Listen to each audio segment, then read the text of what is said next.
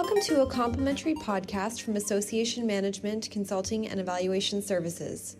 This is one in a series of podcasts presented by AMCES consultants for those involved or interested in association leadership and management. The topic of this podcast is, are your policies known and relevant? The topic is being presented by AMCES consultant Jim Pealow. Are your policies known and relevant? I've not been keeping statistics, but I feel comfortable in stating that a good number of not-for-profits do not have a comprehensive and integrated policy manual either on paper or on their intranet or shared drive. I come to this conclusion through working with many associations and through research and association reviews. When conducting association best practice reviews, I find a lack of policy documentation tends to be consistent. A classification chart for a policy manual is often missing, and approved policy is not consolidated. Usually someone needs to go through past minutes, identify approved policy, and gather known policy. One association assigned a summer student the task of collecting and classifying policies from past board and committee minutes. Upon reviewing the findings, the executive director was surprised to see how many different policies had been approved over the last 10 years. In fact, one policy had been developed and approved twice. Not-for-profits are hoping to become knowledge-based or results-based associations, and this is reflected in their strategic direction statements. The chances of this happening are reduced if current policy is not documented. Why? Policy documentation and understanding is one of the pillars that support effective decision-making. Associations that attest to having a culture of continuous improvement may not be getting all the value they believe if they lack documentation for current situations, including policy. This is part of the continuous improvement process. Associations without documented, relevant, and known policies are more apt to experience communication problems.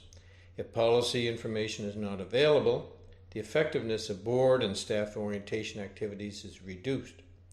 Uncertainty around roles and responsibilities is also a problem. Not understanding what policy exists removes some of the guidance that policies provide. The association also runs a risk of developing and improving policy that is already put in place. Policies documented in most associations often relate to board and employee activities. Board policies often focus on meetings, conflict of interest, insurance, travel expenses, and committee terms of reference. Associations with 5 or more staff members tend to have an employee handbook or employee policies and procedures manual. Policies also cover finance, planning, communications, media, membership, volunteers, advertising, privacy, and programs and services.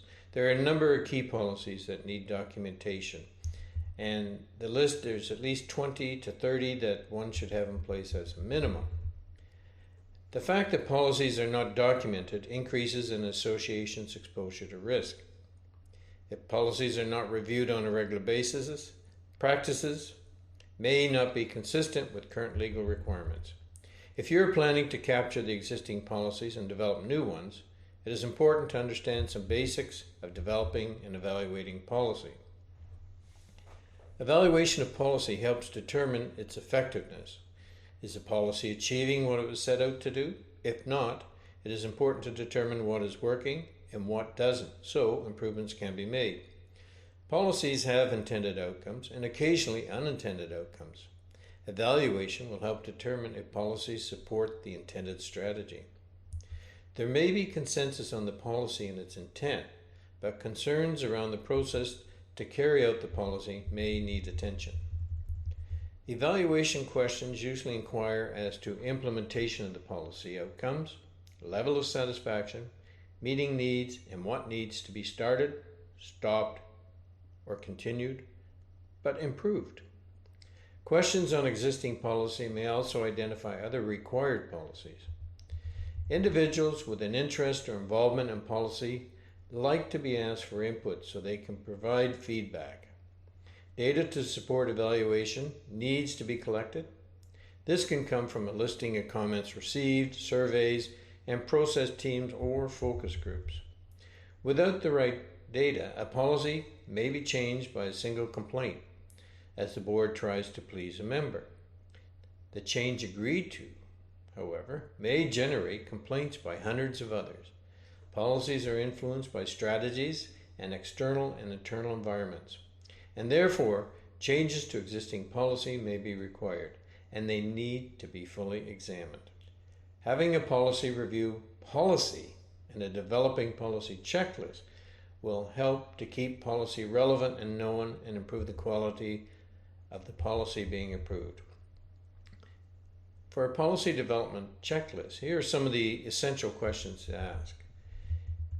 Have those with relevant knowledge been consulted? Is the policy consistent with our plans and strategic direction?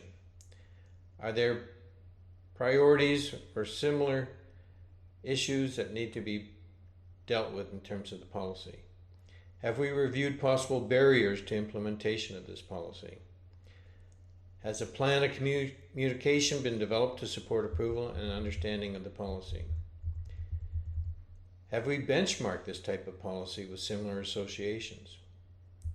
Have we assessed the liability, financial, and human resource impact? Is the policy in compliance with other statutory requirements? These are just a few of the questions one could ask in terms of evaluating and developing policy. A little research can often make light of heavy work when it comes to policy development or upgrading. Contact other not-for-profits, associations, to determine if they have a policy that might suit your purpose, and ask if they would be willing to share it. You have been listening to AMCES consultant Jim Pealow. If you would like to talk to Jim about this podcast, you can call him at 613-595-1156 or email at jim@amces.com, jim@amces.com. For more information about AMCES and to access informative articles, tools, and other podcasts, visit us at www.amces.com.